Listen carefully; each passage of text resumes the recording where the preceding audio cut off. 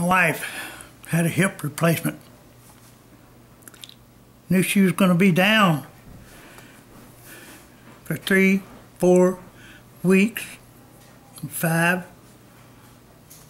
So I'm going to take up the slack. Felt good.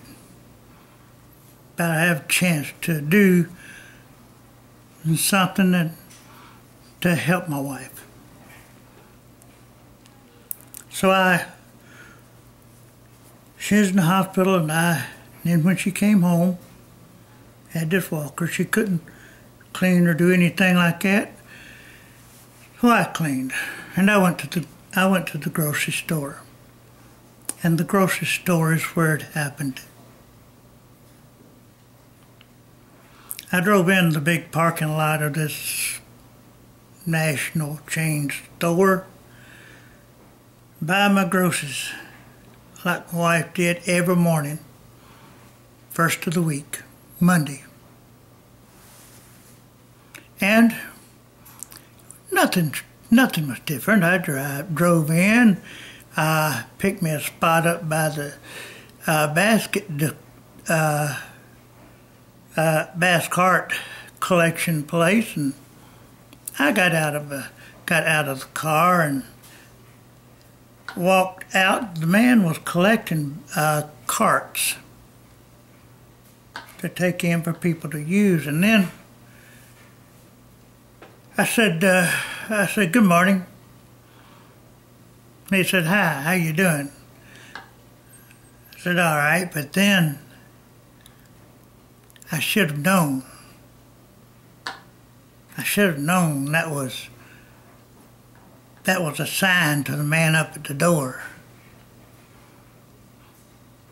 to give me a hard time or chase me off. And so I went on up.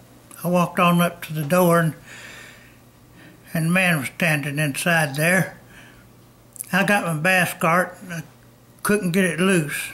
And he glanced over at me with some kind of a mean grin on his face. And I said, "Hi." I said, "Mister, I can give me a bass cart here." And he said, "Good luck." I finally got one loose. After I hit it with a hammer and a crowbar, I finally got it loose. I took some of the stuff that they put on the carts. One of these little things you pull out of a round box, and you go over it with this disinfectant stuff. That made me feel good because I wasn't gonna get no germs. And so I started around the doors, and when I walked through the door, I headed straight for the fruits and the vegetables. Got me some celery. My wife wrote a note out here for me, and then I got me some celery, and then I went on over to the cheese. I got me some cheese like she likes to eat, and I'll tell you, things were going pretty smooth. And then I had to have some vinegar, and I couldn't find it. Went down every aisle, couldn't find it. And there was a girl coming up there, and she had the name of the store on her shirt. And so I said, "Ma'am, can you help me out here?" And she looked around and both eyes, and she walked over to me and she said, "Yes, what can I do for you?" And it kind of scared me. I said, "Well," I can't find the vinegar, see, and I'm wondering where it is." And she looked back and looked around, and she says, come with me quick." And I walked on back there, and she went down aisle 13. And I knew something was wrong. And she walked back to the vinegar, and she said, "Here it is, sir. Hope you have a good day." And I said, "Yeah, same to you." I said, and then I looked around, she's gone. What was going on here? Is this something they do to chase the customers off, or do they really mean to hurt them? I walked back to the can section, beans and peas and asparagus. I hate asparagus. But anyway, I was going on. I didn't get any asparagus. See, I hate asparagus. No, I didn't get any. Okay.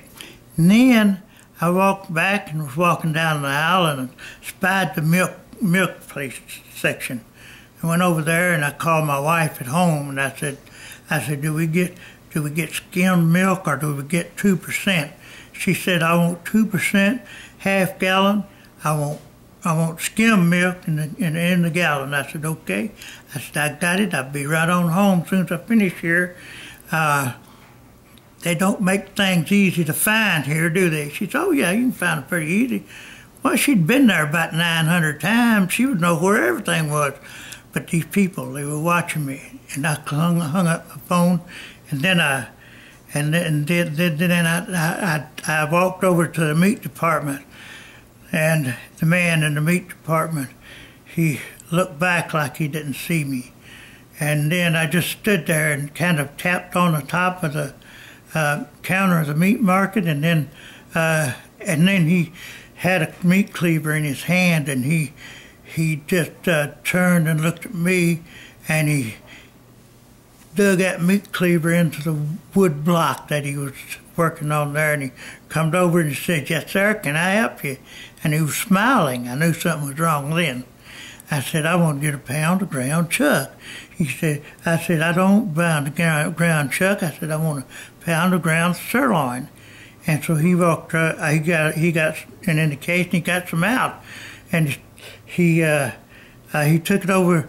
This other guy walked up and said, don't talk to him for a minute. And he put it back in the case what he had. And he said, we don't have any ground sirloin. I said, ground chuck the best we can do for you.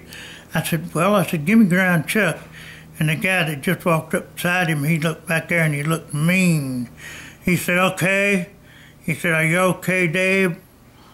Dave turned around and he said, yeah, I'm okay, you know, and he turned and he smiled at me, kind of a scary smile, and I said, okay, and he gave me the pound of ground chuck, and I started for the way out to the checkout stands, and I had everything on my list, and when I got up to the checkout stand, I checked out, and then I went over.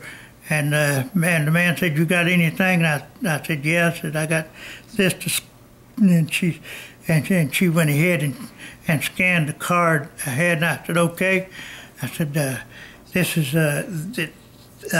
she finished checking me out. And I went on for the door. And I was glad of it. And everybody at the store, the cleaners, the stores, whole department of registers, everybody just stopped and watched me as I walked out the door, and they all had a relief on their